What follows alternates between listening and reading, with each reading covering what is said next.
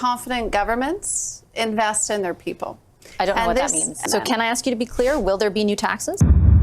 Vassie Capello's playing bad cop in the CTV interview with Minister Jenna Sudds, the Minister of Children and Social Development. This is going off the rails.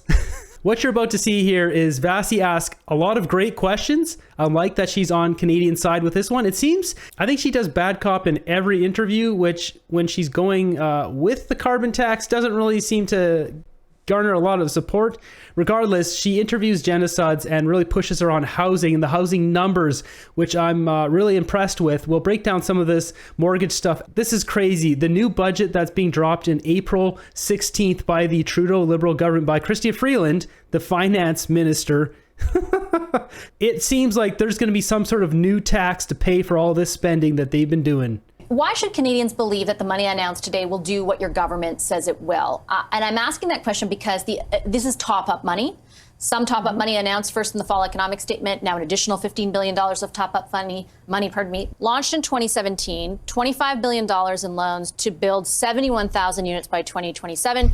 As of this point, only 11,000 new units have actually been built. That's not a great record. Well, I think what you've seen over the last number of months, as you mentioned, the top-up that was put in the fall economic statement and today's announcement of an additional $15 billion is a testament to the fact that not only do we need to make the math work, and not only do we need to see more rental housing built, but it's being well received. We've heard from builders across the country that this program is making the math work, and we're seeing new projects begin. And these are houses that are much needed.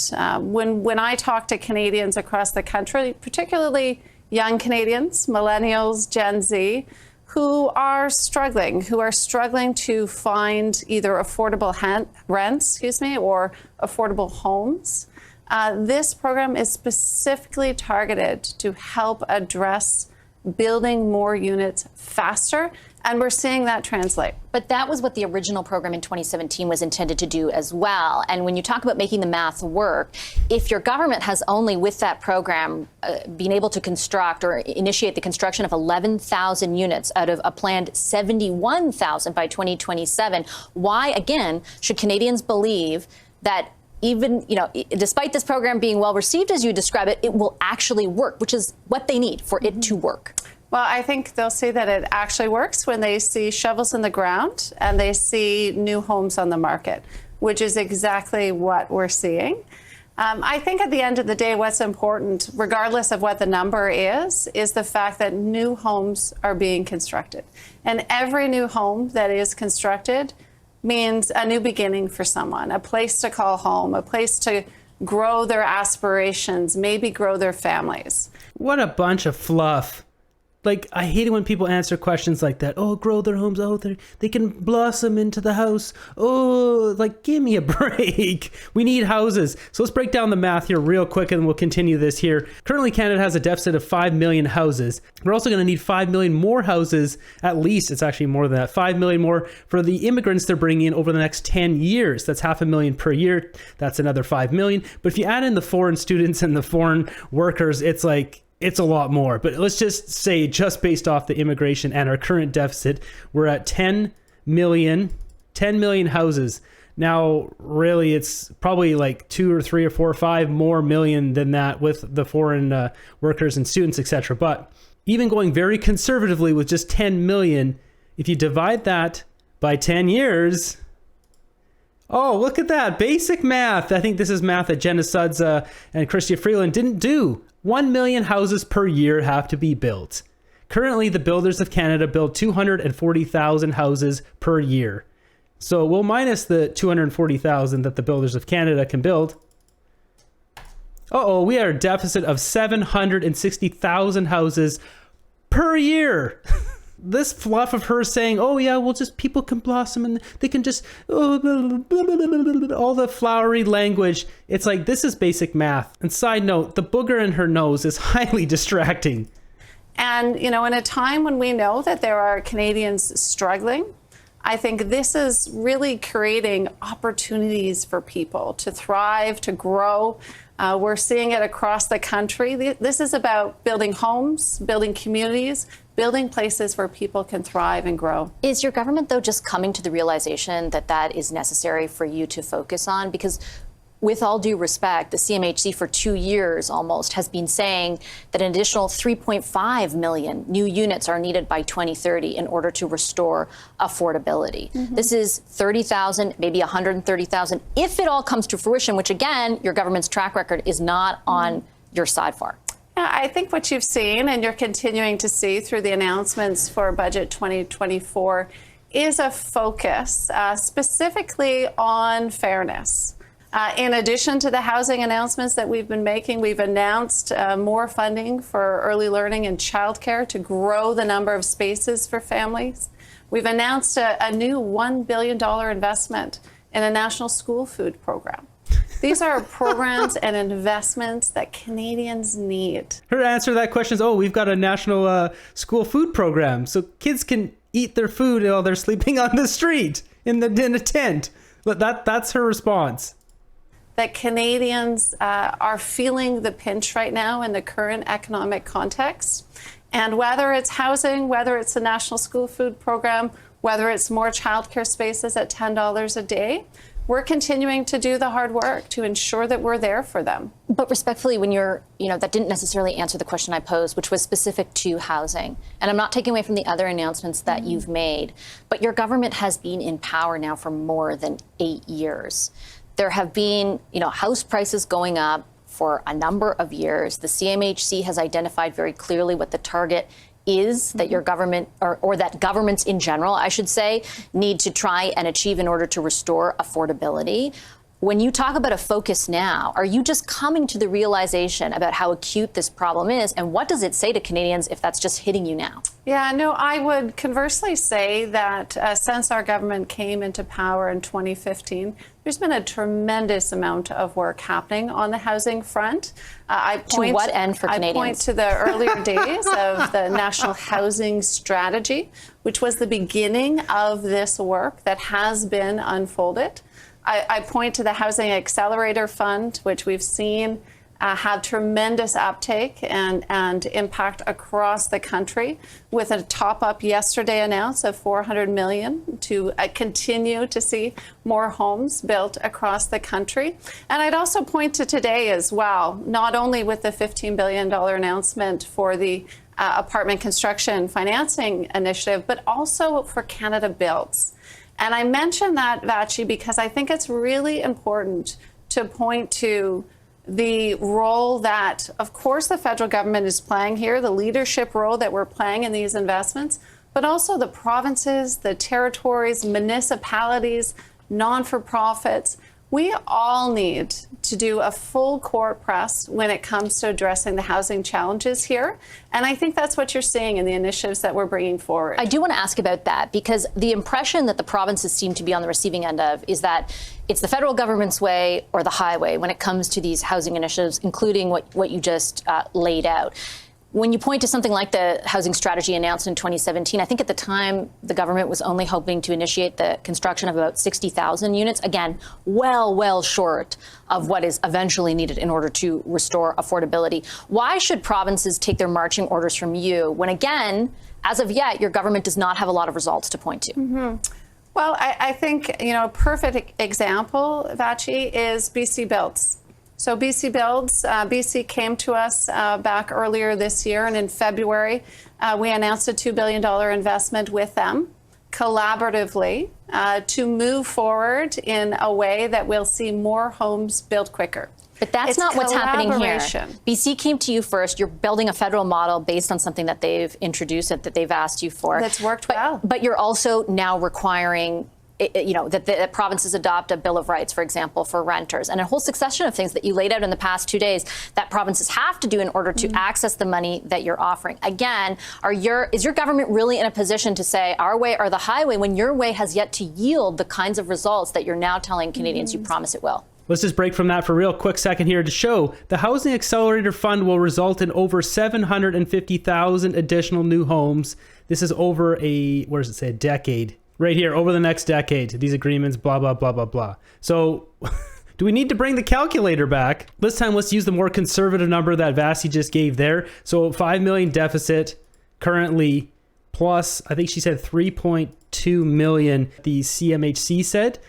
So we add that together, we got 8.2 million houses we need in 10 years. Now, if we minus the 750,000 that this housing accelerator, all of them will build, this number is not zero. Maybe somebody show this to Jenna Suds. Let's just divide this out by 10. 745,000. Now let's also minus the 240,000 that the builders of Canada already build per year. That's still a deficit of 500,000 houses per year. Guess how you fix this? It's what I've been saying the whole time. It's you get rid of immigration all the way to zero until we get back up to square one here. You have to remove immigration. 500,000 people per year. This math's on my screen. It doesn't with the Trudeau Liberals. I think what's important for provinces and for everyone to give thought to is working together and ensuring that we are building homes for the Canadians who need them, who want them. And BC Builds is one example of just one way that we can do that. You know, we work well with most of the provinces and territories in many circumstances, including with the agreements on early learning and childcare. There are specific examples that we can point to where we've been able to come together with provinces and territories to better serve Canadians. And I think this is just one more example. I think the reception from the announcements this week and today around Canada Builds has been positive. We have lots of eager provinces, territories, and others in the industry who are eager to get on board. My questions on behalf of Canadians are really geared towards whether or not there will be results for them. In addition, though, just before I let you go, I do want to ask you sort of about the greater fiscal picture, because there have been a number of announcements over the last week. There are a number more to come before the actual budget is tabled. So far, it's $23.5 billion in new spending. The finance minister has said her number one task in this budget is to ensure that the government does not get in the way of the bank's work in trying to tame inflation. How is $23.5 billion new dollars in spending, in addition to a $40 billion deficit, not inflationary? Great question. I think that confident governments invest in their people. I don't know what that means. And this is a point in time where it is important that we make these critical investments, particularly in housing, as we're talking about today. If we have Canadians who are unable to obtain suitable housing, how do they, achieve their best in their... This Jenna, man, we have tons of people who do not have proper housing. Look at the streets. There's people in tents everywhere. She's saying, oh, if this might happen one day. Oh, if, when the suitable housing, they want to blossom and flower into the nice housing and that maybe have a family. And oh God, this woman is so obnoxious to listen to. This woman is in Spaceland at all times. She's just like, look at her. Where is she? I think it's really important that we recognize the value that affordable quality housing gives to individuals, gives to Canadians, so that they can go on and fulfill their aspirations. So these are important investments that as a government, I believe are very smart economic policy, social policy, that is incumbent on us to have the confidence that these are the right investments to make, that Canadians need us to make to help them. So how do you know from an economic perspective that confidence will not create more inflationary pressures that will ultimately make life harder for Canadians? I fully trust the team that has been moving forward in developing this budget. Our finance minister, her team has been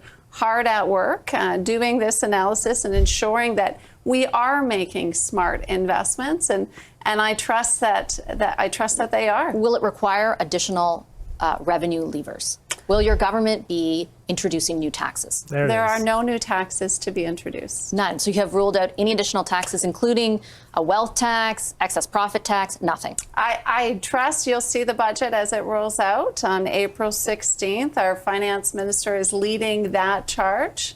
But again, I trust that as it comes forward, Canadians will see that this is a budget that reflects their needs and reflects our ambition as a country and as a government to support Canadians. And I take your point on that. With all due respect, Minister, you said two different things in those answers. You first said that there would not be taxes, and when I asked you to clarify, you didn't say that there would not be new taxes. Which is it? And I appreciate that you say it's going to come in the budget, but your government no longer seems to care about budget secrecy. You've announced, already 7 different measures that it will be in the budget. So why does there need to be any secrecy around taxes?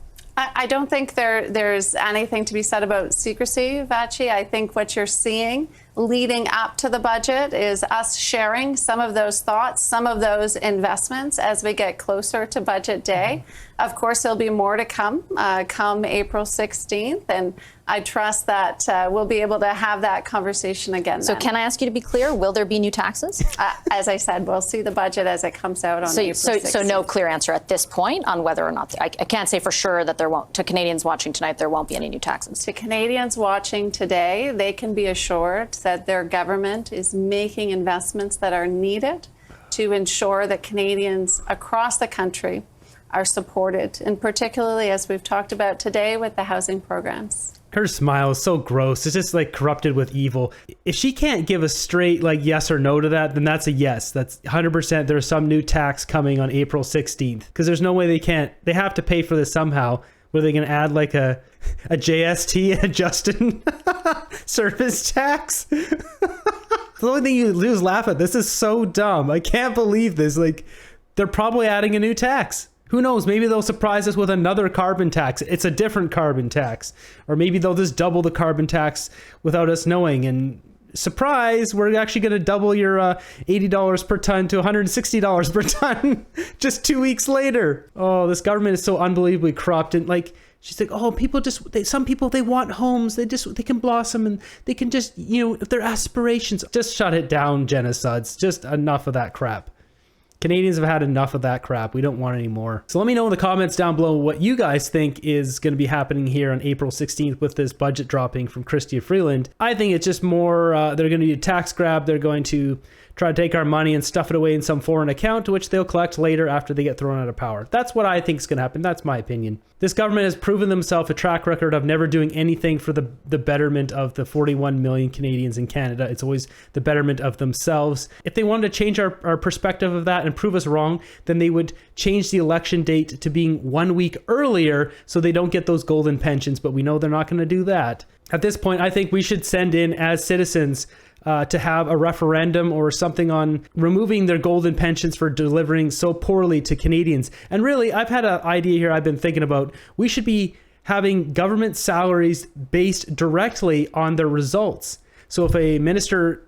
Well, first we should just chop their salaries in half. So Trudeau go back down to 200,000, all the rest of them back down to 150 or 100,000. Every 6 months, every minister should get their performance rated. And if it's rated well, they're delivering for Canadians, then I don't think any of us would have a problem from the Prime Minister going from 200 up to 225. If he or potentially she keeps delivering, it goes up 6 months later to 250, then to 275, then 300. After a full 4-year term, they could be, maybe they go down some, maybe they go up some, they could be up at 350, maybe they'd be up at 400,000. It should be something that is earned off of performance and not like these bigwig CEOs like Catherine Tate at the CBC making like $650,000 despite having a deplorable, despicable track record of running that corporation into the ground. I think government jobs at that high level should be no different. Every minister should be delivering, and all of them are absolute failures and losers in life. And Jenna Suds is no different. That $10 a day childcare program is an absolute disaster. It's putting so many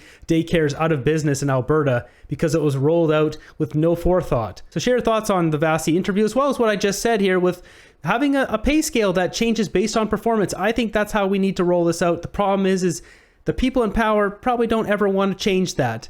And somehow Canadians have to put in a referendum to change that on the backside so they don't have any control over it.